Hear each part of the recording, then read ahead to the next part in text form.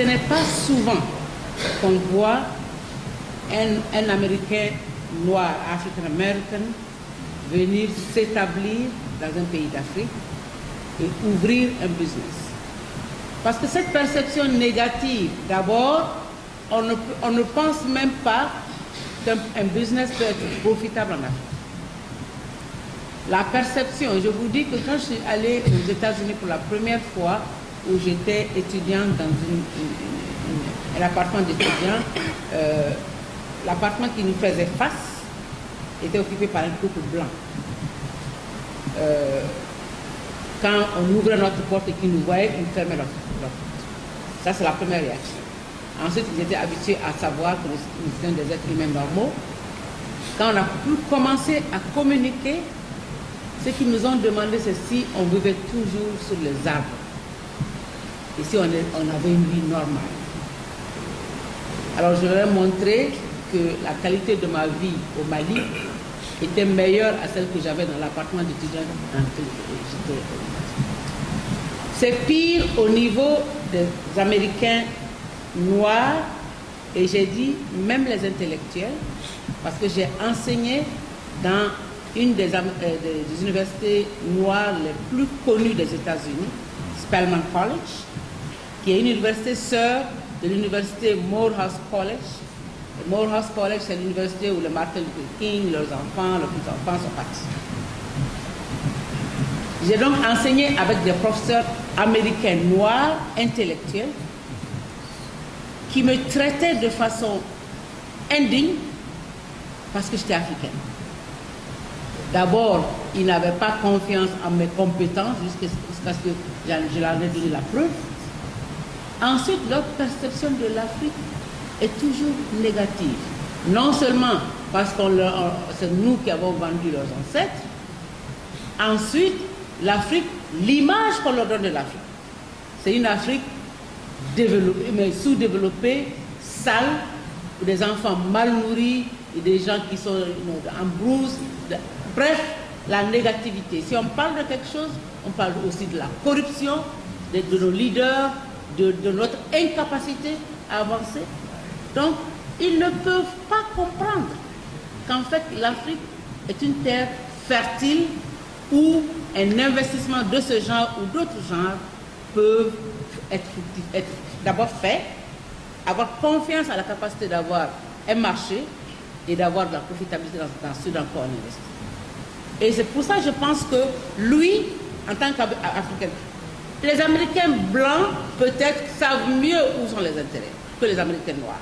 C'est seulement quand un d'entre eux, ou plusieurs d'entre eux, et Amos peut en amener tellement, qu'ils vont découvrir l'Eldorado. Ils vont aussi découvrir qui ils sont réellement. Beaucoup d'Américains le font. Ils viennent essayer de trouver leurs sources. Mais du point de vue investissement financier, ils n'ont pas tellement confiance. Ils n'ont même pas confiance à notre capacité d'acheteurs, de consommateurs. Et c'est ça, justement, qu'il faut briser. Et c'est ça que je pense que cette activité peut briser pour les Américains noirs et nous-mêmes. C'est l'image que les Américains, en général, ont de l'Afrique qui leur font ne pas avoir confiance en elle. Donc, effectivement, c'est les médias. Ils ne montrent rien de positif de l'Afrique. Très, très rarement. Et c'est normal donc que cette image reste. Ce qu'une entreprise comme celle de Amos peut faire, c'est détruire, commencer la destruction de cette image. Parce qu'on ne contrôle pas les médias américains. On ne peut pas les amener à montrer ce qu'ils ne veulent pas montrer. Mais nous, on peut montrer une autre image qui va maintenant, avec ce monde des médias sociaux, essayer de supplanter le faux qui a toujours été là. Parce que le vrai est là. C'est un Américain qui est venu en Afrique, qui a investi en Afrique, qui a eu du succès en Afrique et qui va raconter son histoire. C'est ça qui peut. Et si ça se multiplie, on peut alors prouver que ce qui a été toujours dit, ce qui nous a été toujours inculqué, en fait, n'est que chimère. Il y a une autre Afrique, une vraie Afrique, où on peut investir, et on peut faire du succès du point de vue investissement privé. Donc c'est vraiment ça, je suis parfaitement d'accord avec vous. Cette image, tant que quelqu'un ne la détruit pas, elle sera toujours là. C'est seulement par des actions concrètes de ce genre-là qu'on peut commencer à la détruire. S'il vient, si quelqu'un d'autre vient et s'établit ici au Sénégal, ou en Côte d'Ivoire, ou au Mali, ou au Nigeria, ou partout, il y en a qui le font, hein, mais c'est seulement des nombres toujours très réduits, mais c'est le nombre qui va faire la différence. Et c'est avec ce nombre-là et la façon dont ils vont relater leur histoire que nous allons supplanter et éliminer cette image et cette perception négative. Le réseau de la Renaissance africaine et de la diaspora lance ce partenariat dans le cadre de l'initiative Pathway to Solutions, qui est un projet spécial préparé pour les Nations Unies, dont l'objectif principal est de populariser les ODD en Afrique et dans la diaspora. À terme, l'organisation que j'ai l'honneur de diriger est effective dans environ 80 pays à travers l'Afrique et le monde. Et pour cela, nous avons l'intention d'utiliser les exemples de partenaires du secteur privé sous l'égide de M. André Amos, qui sera le coprésident. Nous avons un certain nombre de groupes de travail au sein du réseau de la Renaissance africaine et de la diaspora, et lui, il co-préside le groupe de mobilisation du secteur privé. Et comme vous savez, comme l'a dit le docteur Diabaté, souvent lorsque l'on parle des Noirs américains, pour ce qui concerne l'Afrique, on pense souvent à des gens qui font une visite à Tombouctou et qui vont faire du safari au Kenya. On ne pense pas souvent qu'il y a des opérateurs économiques qui ont réussi et qui cherchent toujours des angles porteurs pour faire des investissements à travers le continent. Et lorsque l'on parle aux Nations Unies aussi, je dois le dire, de promotion du secteur privé, très souvent, on ne tient pas compte de la valeur ajoutée du secteur privé noir américain. Donc il s'agit de faire des efforts pour ressortir une nouvelle dimension de secteur privé, d'investisseurs qui peuvent accompagner le système des Nations Unies dans la réalisation de ses objectifs d'ici l'année 2030. Donc vous allez voir une démonstration très vivante de cette initiative demain, 14 septembre, à 18h, au rond-point d'Ongor. Parce que comme l'a dit le docteur Diabaté, André Amos est venu, d'abord il s'est installé autour d'Ongor. Il a dit qu'il fallait d'abord engager les jeunes d'Ongor. Il a employé une centaine de jeunes qui viennent d'Ongor, de la zone d'Ongor, pour travailler sur cette initiative. Il a travaillé étroitement avec la mairie d'Ongor et avec la communauté d'Ongor. Donc vous allez voir toutes ces initiatives qui se regroupent autour du sigle anglais qui est le Dream Sports Lounge and Business Incubator, qui est le premier de son genre. Il y a eu plusieurs initiatives de ce type, mais ce que je peux vous garantir, ayant vu ce qui s'est passé ailleurs aux États-Unis, c'est que ça, c'est une expérience qui a réussi, qui combine deux choses. D'abord, le fait que nous tous dans cette salle, nous reconnaissons que les jeunes entrepreneurs sont réfractaires de plus en plus à aller dans des salles de conférence comme celle-ci pour présenter leurs projets, qu'ils préfèrent être dans un endroit qui allie l'utile à l'agréable.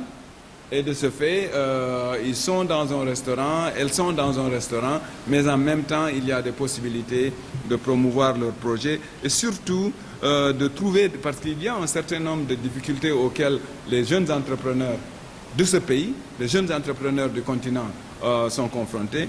D'abord, la recherche de capitaux pour leur entreprise, ça c'est un gros problème.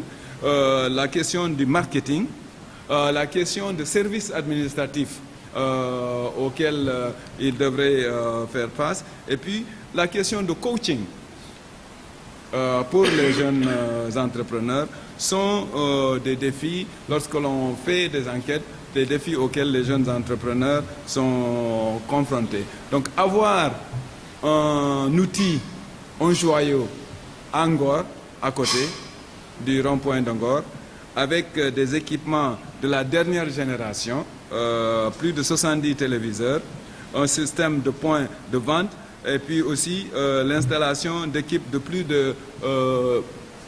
d'Internet à haut niveau, et ainsi de suite. Vous savez, vous avez vu les questions techniques dans le document qui vous a été distribué.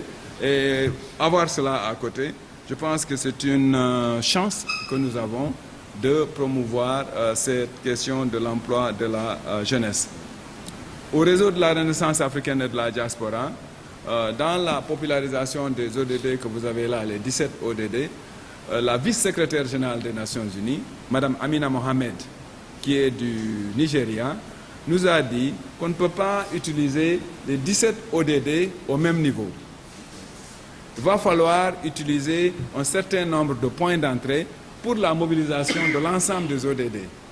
C'est pourquoi, au niveau du réseau de la Renaissance africaine et de la diaspora, en consultation avec le système des Nations Unies, nous avons décidé d'utiliser 3 points d'entrée que je vais partager avec vous et qui seront enveloppés avec 2 autres points qui sont des points transversaux.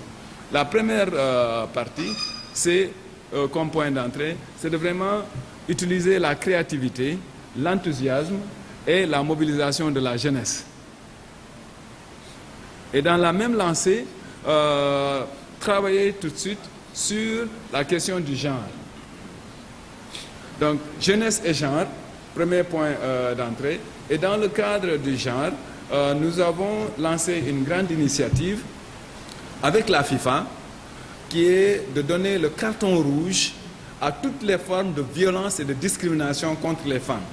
Nous allons, vous l'avez là sur l'écran, nous allons, en allant vers la Coupe du monde de football au Qatar en 2022, obtenir au moins 1 million à 2 millions de signatures pour donner un carton rouge à toutes les formes de discrimination et de violence envers les femmes et les filles.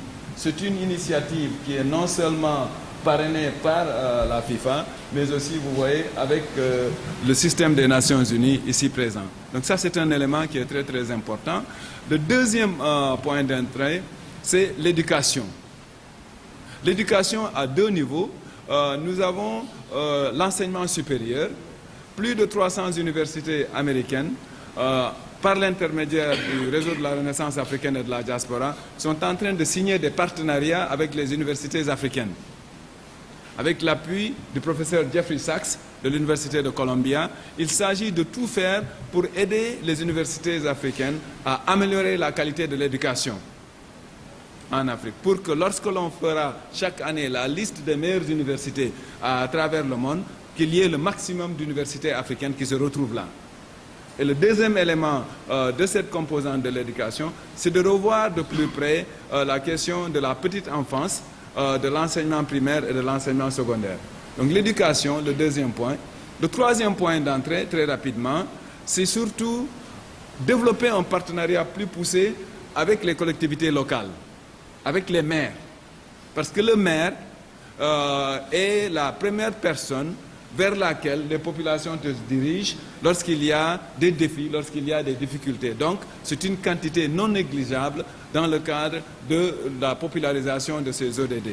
Nous avons, au réseau de la Renaissance africaine et de la diaspora, le réseau mondial des maires leaders d'Afrique et de la diaspora, Global Alliance of Mayors from Africa and the Diaspora, qui est la plus grande organisation de maires de couleur au monde. Donc c'est cette organisation qui sert de soutien à l'initiative.